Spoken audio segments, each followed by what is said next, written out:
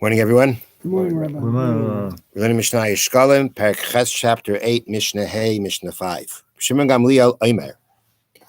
Shimon Gamliel said, Mishum Rabbi Shimon ben Askan, and the name Rabbi Shimon, the son of the deputy Kohen.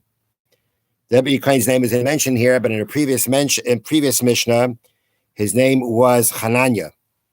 And the duties was the deputy Kohen that he would serve in the place of the Kohen Gadol when the Kohen Gadol was not available. And he was also in charge of all the other Kohanim. So that's just an understanding what it means to be the deputy Kohen. To deputy Kohen Gadol, rather. Okay, so he said like this, Pareiches, the curtain. Yesterday we spoke about curtains. And now we're going to describe this curtain. Now the curtain that we're talking about, they explain here on the bottom is the following. In the second Beis HaMikdash, the second temple, there was no actual wall separating between the Holy and the Holy of Holies. That means that the Beis HaMikdash consisted of two parts. You had the Kodesh, the Holy. That's where the golden altar was, the menorah, the shulchan, the table. And then you had the Kodesh HaKadoshim, the Holy of Holies, where the Ark was, where the Aron was. And there was a separation between the two.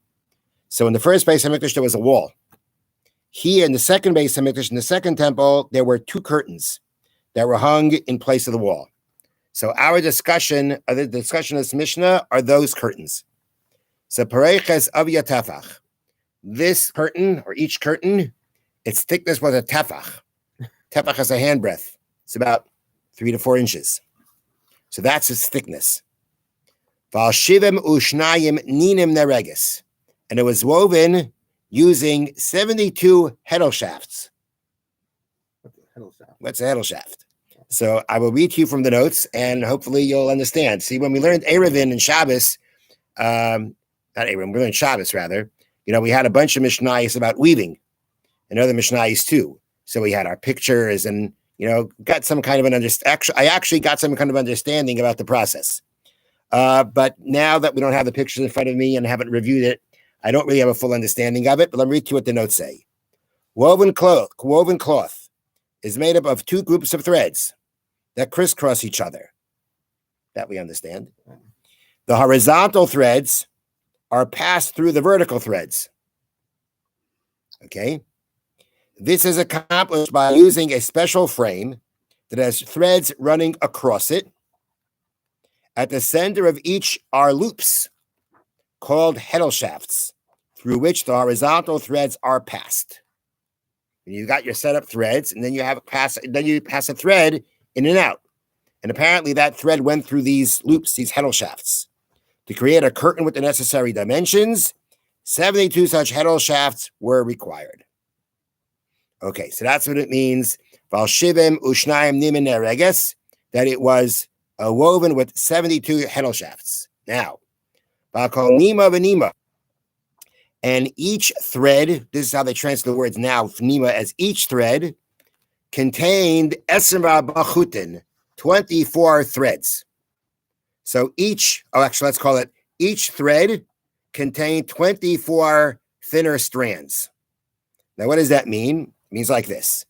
Each thread contained 6 strands of each of 4 materials used in the curtain. Techeles, blue wool, argaman, purple wool, talash shani, red wool, and sheish linen. So those are 4 materials. All 6 strands of one material be twisted into a single thread. She took 6 strands of each one, and you twisted them, and you twisted them into a single thread. Then all 4 of these 6 strand threads were twisted together, forming a thick 24 strand thread. So you started off with 4 types of threads made out of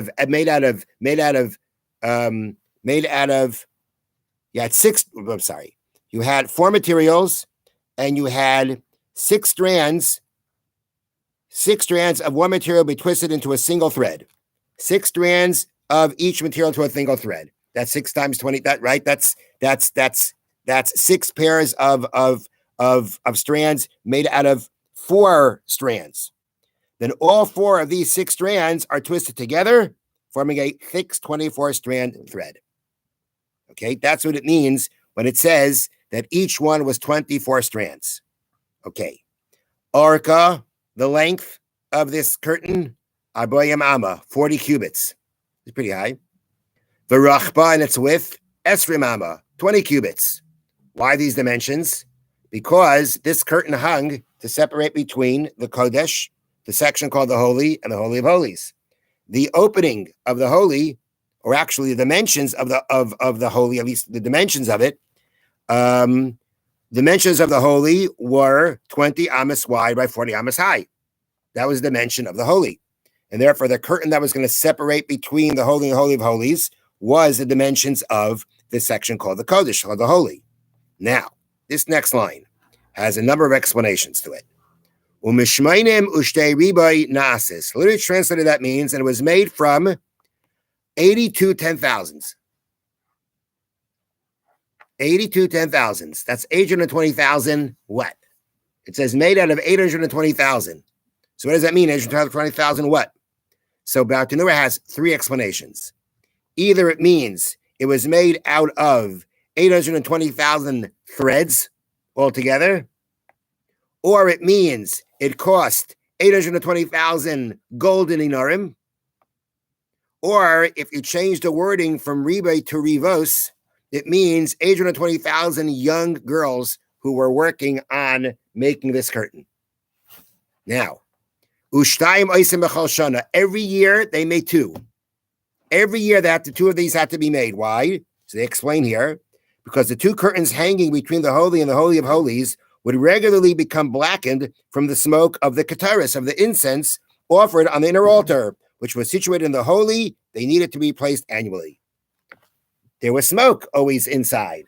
That smoke would therefore, it would blacken the curtain. And they had to, and if that's what happened, they replace it. Twice a year, this had to be done. Now, now the first part of the Mishnah is 300 Kohanim had to immerse it in a mikveh. Now, why does this thing have to be immersed in the mikveh? It was brand new.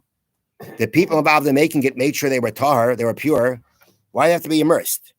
And the answer is, whenever a new curtain was made, it had to be immersed in a mikveh before it was used, even though it was not known to have become tummy, impure. By rabbinic decree, every new utensil used in the temple required immersion before being used. That's a rabbinic law. Anything new before it was used in the Beis HaMikdash had to be put into a mikveh. Now, the last part reads like this. In truth, the curtain was not actually so heavy as to require 300 Kohanim to immerse it. 300 is exaggeration. The number given by the Mishnah should be understood as an exaggeration, meant to show that the curtain was extremely large and heavy. So there were a lot of people that had to be toivel this curtain. 300, that much you didn't need. That's just a way of trying to say this thing was quite heavy. It needed a lot of people to toivel it. And as somebody mentioned yesterday, it had to be a pretty big mikveh. No? Yeah. To be able to put such a large curtain, right, with the dimensions that it had, probably have to be a pretty big mikveh, I would think. Yeah. Okay, have a wonderful day. Thank you, Rabbi. Now, why did they specify